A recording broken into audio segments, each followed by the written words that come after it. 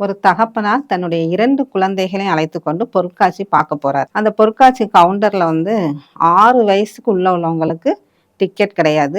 6 வயசுக்கு மேல உள்ளவங்களுக்கு ரூ. 10 டிக்கெட் அப்படின்னு அவர் சொல்றாரு.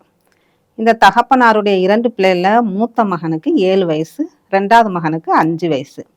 உடனே இவங்க அப்பா என்ன செய்றாரு, அவருக்கும் மூத்த பையனுக்கும் 2 டிக்கெட் தாங்கன்னு வாங்கிடுறாரு.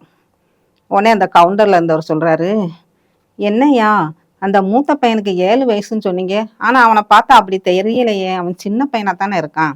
நீங்க அவனுக்கு 5 வயசுன்னு சொல்லியிருந்தா இப்போ உங்களுக்கு ரூ. 10 மிச்சமாயிருக்கும்ல அப்படின்னு சொல்றாரு. உடனே இந்த தகப்பனார் சொல்றாரு, நீங்க சொன்னபடி எனக்கு ரூ. 10 மிச்சமாயிருக்கும். ஆனா என் பிள்ளை மனசுல அப்பா இப்படி ஒரு ரூ. 10க்காக பொய் சொல்லிட்டாரே அப்படிங்கிற எண்ணம் உண்டாயிரும். இந்த ரூ. 10 நான் மறுபடியும் சம்பாதிச்சிடலாம்.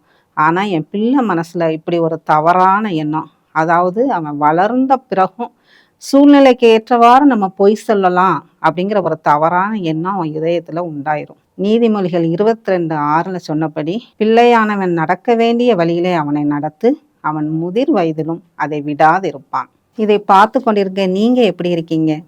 வேதத்தின்படி உங்க பிள்ளைகளை நடத்த வேண்டிய வழியில நடத்துறீங்களா? சிந்திங்க. உங்க பிள்ளைகளை ஜபத்தோடு கூட வேதத்தின்படி நடக்க முயற்சி செய்யுங்க.